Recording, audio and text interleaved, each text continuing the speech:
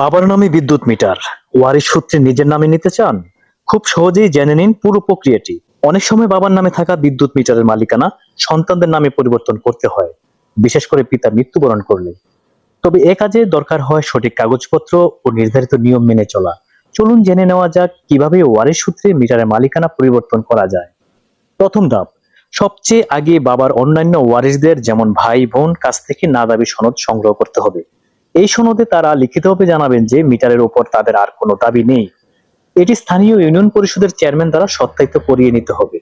প্রয়োজনীয় কাগজপত্র, মিটার মালিকানা পরিবর্তনের জন্য নিচের কাগজপত্রগুলো প্রয়োজন হবে: আবেদনকারীর 2 কপি পাসপোর্ট সাইজ ছবি, ভোটার আইডি কার্ডের ফটোকপি, জমির খতিয়ান দলিলের ফটোকপি, বিদ্যুৎ বিলের সর্বশেষ কপি, চেয়ারম্যান কর্তৃক সত্যায়িত না দাবি সনদ।